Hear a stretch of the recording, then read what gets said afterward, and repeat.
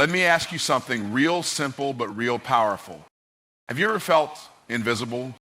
You walk into a room and nobody really sees you. You speak, but people don't listen, not truly. You show up, but nobody respects the value you bring. Well, today I'm going to give you one move, one shift, that if you do it once, just once, you're going to see how the world starts to treat you like you're worth more, because the truth is, you are. Most people spend their lives trying to fit in, trying to be accepted, trying to make sure they're not rocking the boat or standing out too much. And what happens? They shrink their presence. They silence their voice. They wait for permission to matter.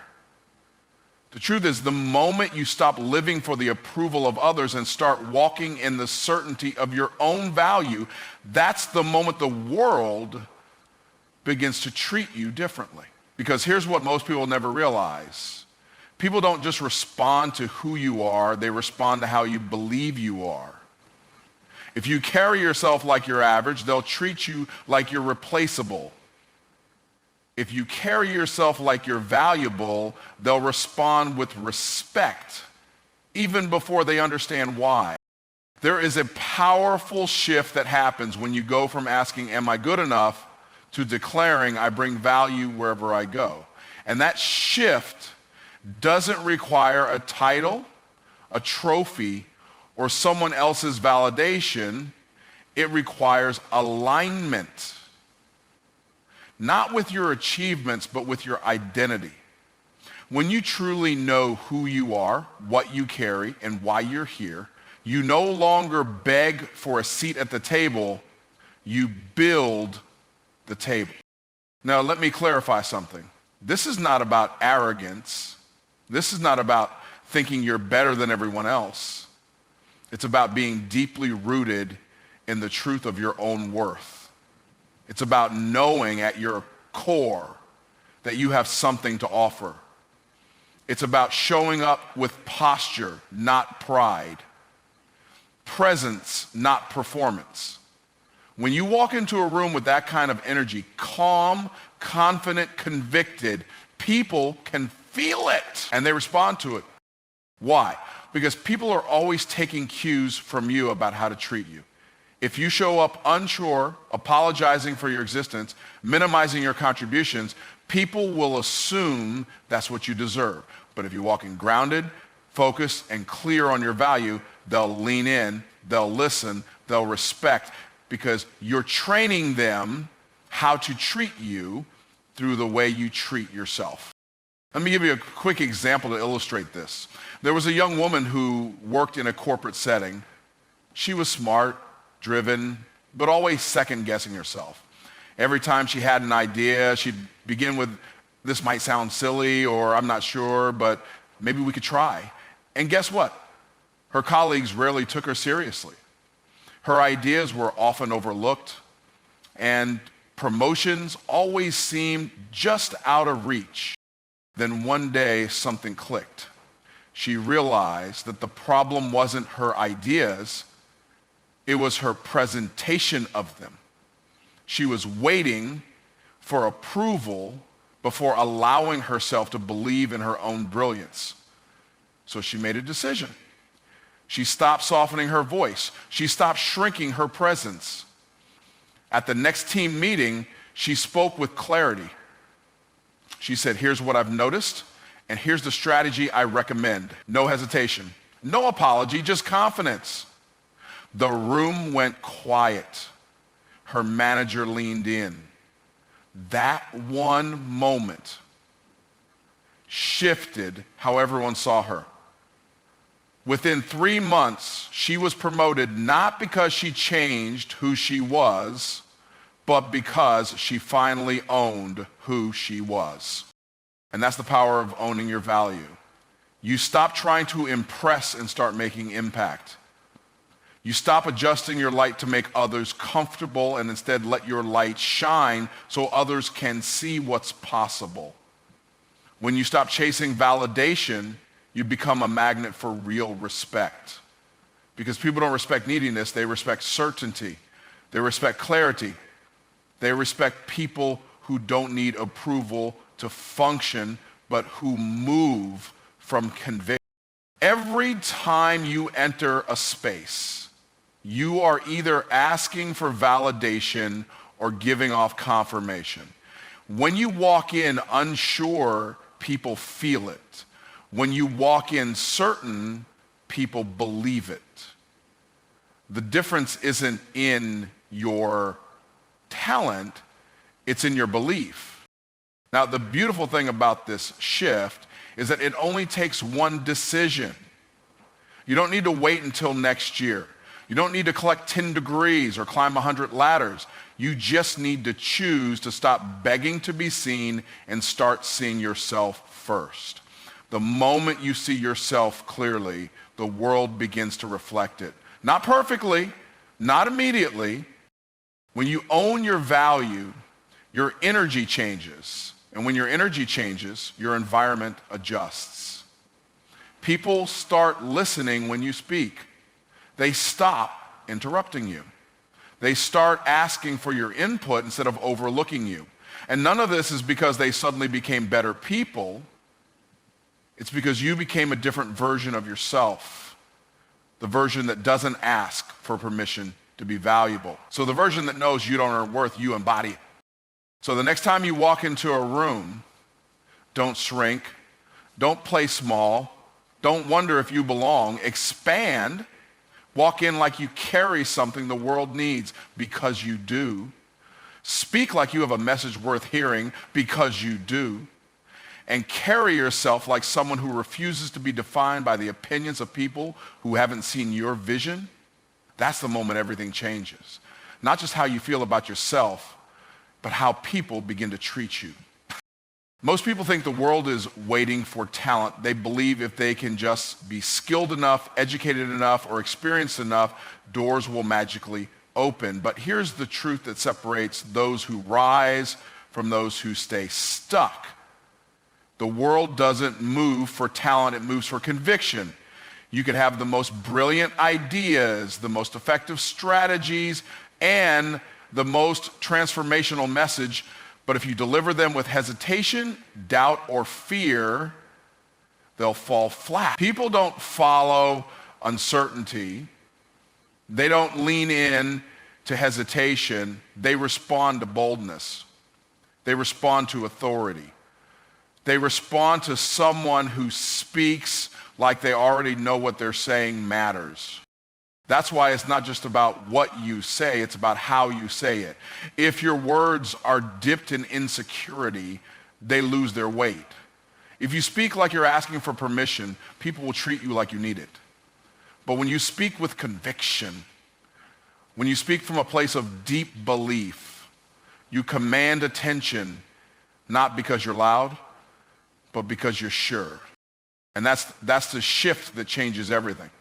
Speaking with conviction isn't about pretending to have all the answers. It's about standing on the truth you do have and refusing to water it down.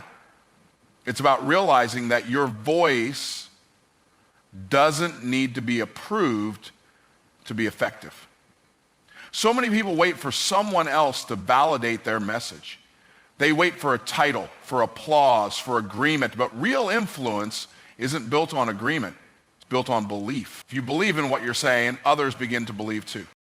There's something magnetic about someone who is fully convinced of what they carry. You can feel it in their tone, their eyes, their body language. You don't have to guess whether they believe what they're saying. You know it. That's what conviction does.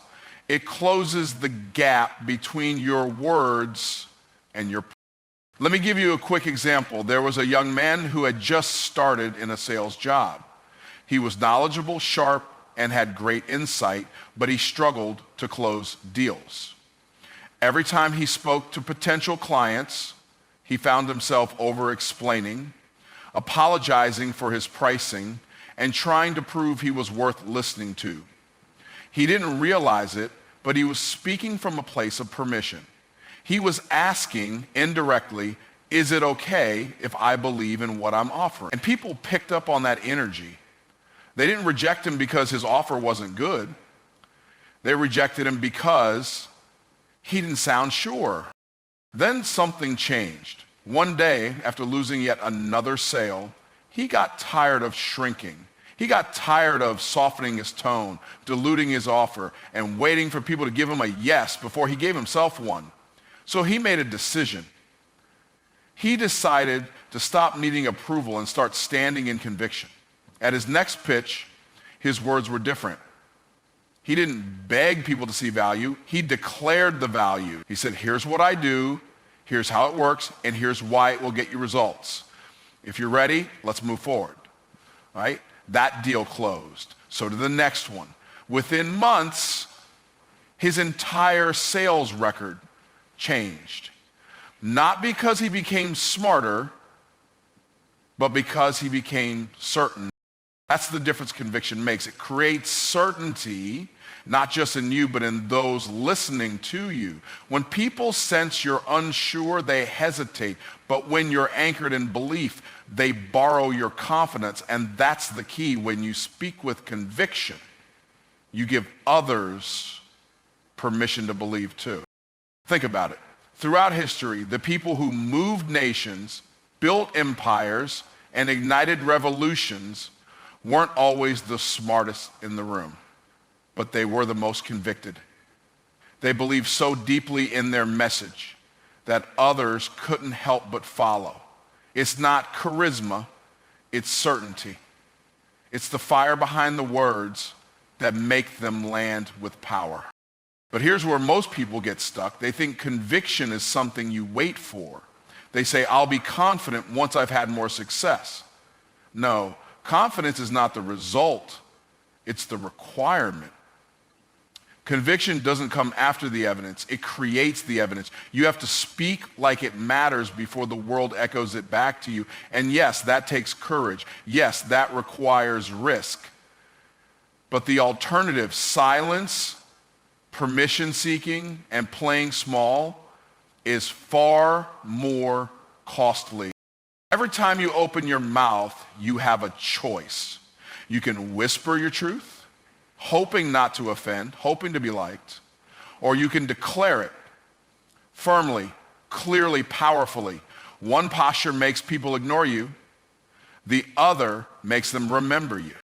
So if you're someone who knows you've got something important to say, a message to deliver, a mission to fulfill, then stop waiting to be invited. Stop waiting for perfect words or perfect moments. Speak. And speak like your voice has weight, because it does. You don't need permission to be powerful. And here's the beautiful part. The more you speak with conviction, the more conviction you'll develop. It builds like a muscle. Every time you choose to speak boldly, you reinforce the belief that your words matter. And over time, the world begins to treat you differently, not because you change your content, but because you finally believed in it. So from this moment forward, make the decision: I will never whisper when I was born to declare. Speak like your words create change, because sometimes they do. There is a silent power that most people never access. It's not flashy, it doesn't shout, and it doesn't beg for attention, but it demands respect. That power is called standards. The reality is, people treat you according to the standards you set, not the ones you wish for, not the ones you talk about, but the ones you actually enforce. Standards are the invisible lines that tell others what you allow, what you expect, and what you refuse to tolerate. And here's the key. People will rise or fall to meet whatever standard you consistently hold. You can hope for better treatment all day. You can wish people would show up for you, respect your time, honor your boundaries, or value your contribution. But until you decide that certain behaviors, certain environments, and certain relationships are no longer acceptable, you'll keep receiving exactly what you're willing to tolerate. Because what you allow is what will continue. Setting standards that reflect your vision is not about controlling others. It's about taking full responsibility for the kind of life, relationships, and outcomes you're willing to build. If your vision is excellence, then your standards must demand excellence. If your vision is peace, your standards can't tolerate chaos. If your vision is leadership, your standards cannot allow passive, excuse-filled environments. What most people don't realize is that the gap between where they are and where they want to be is often not a lack of opportunity, but a lack of standard. Let me show you exactly how this works with a simple but powerful example. There was a man who dreamed of becoming a respected business leader. He had the vision, he had the talent, but every time you looked at his life, it was surrounded by disorder. He was always late to meetings. His workspace was cluttered. He tolerated employees who consistently underperformed, made excuses, and missed deadlines. He told himself he wanted a thriving, high-impact business, but his daily standards whispered something else. I'm okay with mediocrity. And guess what? That's exactly what he kept getting. Average results, low energy, and shallow respect from others. Then one day something snapped. He realized his team didn't respect his leadership, not because they were bad people, but because he had trained them to disregard him. Not through words, but through the absence of standards. So he made a decision. He cleaned his office. He started arriving early. He restructured the team, keeping only those who aligned with his vision. He began holding everyone, including himself, to a higher level of excellence. At first, it was uncomfortable. Some people left, but others stepped up. Within a year, the culture transformed. Clients treated his company differently. Opportunities opened, not because he became someone new, but because he finally acted like the leader he always saw himself becoming. That's the shift. When you raise your internal standard, the external world adjusts. It has no choice. Standards don't have to be shouted. They're felt. They create an energy. When you walk into a room with clear boundaries, a clear identity, and a clear standard of excellence, people pick up on it. They may not even know why, but they respond differently. That's not magic, that's alignment. Too many people are walking around frustrated with the way others treat them, how their friends dismiss them, how their partner speaks to them, how their team ignores their leadership. But they don't realize they've been giving silent permission for that treatment the entire time. Silence is permission. Avoiding confrontation is permission. Hoping someone just gets it is permission. But when you begin to lead your life by standard instead of emotion, everything starts to shift. Now, let's be honest. Raising your standard comes with a cost. You might lose some comfort. You might lose some people. You might have to face the part of yourself that's been okay with playing small. But the reward is far greater. Clarity, power, self-respect, and influence. People will begin to admire you not just for what you achieve, but for what you refuse to settle for.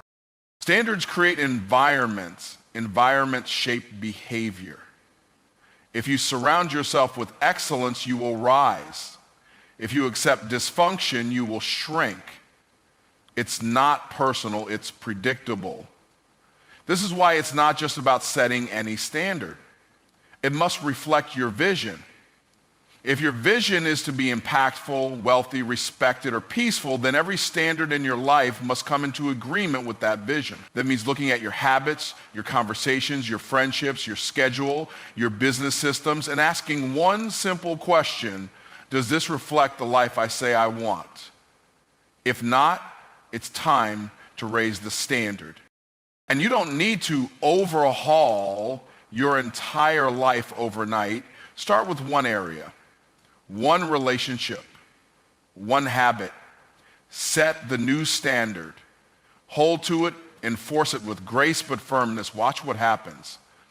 People will adjust. Some will leave, and that's okay. Others will rise. And you will begin to attract situations and opportunities that reflect who you've decided to become, not who you used to be. So if you've been feeling overlooked, disrespected, or stagnant, stop blaming the world. Look inward. Ask yourself, what am I tolerating that contradicts the vision I have for my life? And then make a decision, because the moment you stop settling is the moment the world starts treating you differently. Not because it changed, but because you did. Most people spend their entire lives waiting for others to validate their worth, acknowledge their greatness, or respect their journey. But the hard truth is this: people don't treat you based on who you are, they treat you based on how you treat yourself. Respect doesn't begin with others, it begins with you. If you want the world to see you as valuable, you must first show the world how you see yourself, and not in silence, not in your journal, but publicly, in how you speak, how you move, how you show up, and how you carry yourself every single day. The way you present yourself in the world teaches people how to engage with you. If you talk about yourself like you're just trying something out, if you mumble through your vision like it's optional, or if you act like you're hoping for permission, then don't be surprised when people treat you like an afterthought. People respond to clarity, confidence, and conviction, and none of those are silent. None of those whisper. They declare. So when you talk about your goals, your work, your dream, stop apologizing. Stop minimizing. Stop explaining away the greatness inside you. Start owning it. Let's get this straight. This isn't about arrogance. It's about alignment. You don't have to exaggerate your success. You just have to stop shrinking it. Speak about your vision with the same energy you'd use if you knew it were guaranteed. Because belief is contagious. When you respect your work, your journey, and your story, people feel that. They don't need to see the whole blueprint to believe in the builder. They just need to see you believe. And that belief begins with your language. The words you speak in front of others set the tone. If you say, I kind of run a small business, you've already planted doubt in their mind. If you say, I'm just trying this out, you've already told them it's not serious. But if you say, I'm building a brand that transforms lives, or I'm growing a business that solves real problems, now you've shifted the atmosphere. Not because the project changed, but because you did. You started respecting your work publicly. Here's a quick but powerful example. There was a woman who was a phenomenal baker. She made custom cakes that were not only delicious, but looked like art. But whenever someone asked her what she did, she'd say, oh, I just bake a little on the side. It's nothing serious. So people treated her business like a hobby. They didn't refer her. They didn't value her time. And they definitely didn't want to pay her rates. Then one day, after hearing a message about self-respect, she decided to change just one thing: how she spoke about herself. The next time someone asked what she did, she looked them in the eye and said, I run a luxury, custom cake business. I help people create unforgettable moments through design and flavor. Everything changed. People started taking her seriously. They referred her. They paid her prices, not because her cakes improved overnight, but because she did. She stopped introducing herself like a background character. She walked in like her presence had purpose. And that's the shift you've got to make if you want people to treat you differently. You must decide that your dreams are worthy of being spoken with confidence. that your efforts deserve to be acknowledged, especially by you. Every time you diminish your journey to make others comfortable, you rob the world of a powerful example. Every time you soften your dreams so others don't feel small, you teach yourself that playing small is safe, but it's not. Playing small might protect your ego in the short term, but it will crush your potential in the long term. So here's what you do. The next time someone asks what you're working on, speak about it with clarity. Talk about your goals like they matter. Talk about your progress with pride, not ego, not arrogance, but ownership. Show people that you take your mission seriously and they will follow your lead. Stop begging for belief. Demonstrate it. Think about how you carry yourself physically. When you walk into a room, do you look like someone who matters to their own mission?